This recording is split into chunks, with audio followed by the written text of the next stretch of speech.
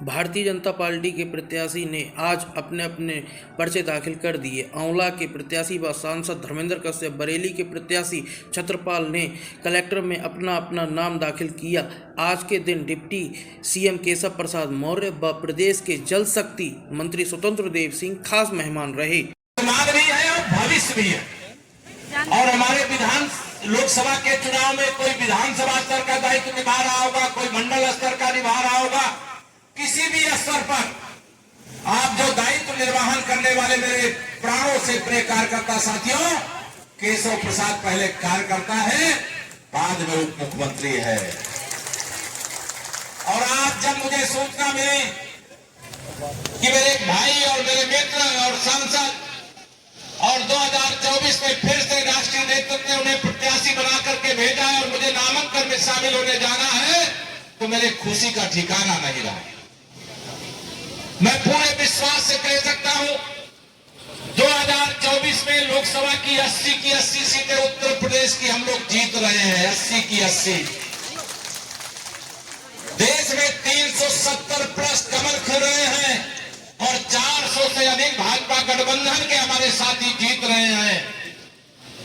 आंवला लोकसभा भाजपा की थी, भाजपा की है और भाजपा की रहेगी। मेरे मित्रों, ये ध्यान रखना, सपा, बसपा, कांग्रेस, यह देश और प्रदेश की एक बड़ी बीमारी है। समाजवादी पार्टी को अगर मैं कहता हूं कि गुंडों, अपराधियों और दंगाइयों को पैदा करने वाली फैक्ट्री है, अगर ये लाल टोपी लगा करके किसी युवा अच्छे खासे प्रतिभाशाली को समाजवादी पार्टी में भेज दो तो उसका भविष्य अंधकारमय हो जाता है। लेकिन इस फैक्ट्री पे ताला लगाना है। भ्रष्टाचार के अम्मा की अम्मा कौन है? कांग्रेस पार्टी है और उसकी साथी कौन है? समाजवादी पार्टी। बहुजन समाज पार्टी को कोई पूछने वाला नहीं है। मैं आप सभी लोगों से, मेरी मातृशक्ति भी बैठी, मेरे बड़े बुजुर्ग, मेरे नौजवान साथी भी बैठे हैं। 2024 का यह लोकसभा चुनाव साधारण चुनाव नहीं है मेरे मित्रों। कल हमारा संकल्प पत्र आया है। संकल्प पत्र के माध्यम से हमारे प्रधानमंत्री जी ने कहा है, देश के 140 करोड़ लोग जो स्वप्न देखते हैं उसको पूरा करने की गारंटी नरेंद्र मोदी जी है। आप में से तमाम हमारे ऐसे कार्यकर्ता हैं जो पार्टी के लिए दिन रात परिश्रम की पराकाष्ठा करते हैं। उनका भी भविष्य उज्जवल है, क्योंकि भाजपा ही वर्तमान है, भाजपा ही भविष्य है। 1947 तक हमारे प्रधानमंत्री जी ने कहा है कि हम विकसित भारत बनाएंगे। बताइए, मोदी जी पर भरोसा है कि नहीं? दोनों हाथ उठा के बताइए, भरोसा है कि नहीं है? मोदी है तो भरोसा है, बाकी तो सब धोखा है। विकसित भारत का मतलब हमारा गरीब अमीर हो जाएगा, हमारे माताओं बहनों का सशक्तिकरण, इस देश में लोकसभा और विधानसभा में महिलाओं का आरक्षण लागू हो जाएगा। वो अभी विधायक सांसद बन करके आरक्षित सीटों से भी जाएंगी और अनारक्षित सीटों से भी चुन करके जाएंगी। यह देश में जो हिस्सेदारी देने का काम मेरे प्रधानमंत्री जी ने किया, वो साधारण फैसला नहीं है मेरे मित्रों। 2024 के लोकसभा चुनाव पर देश के अंदर ही नहीं, दुनिया के अंदर चर्चा है।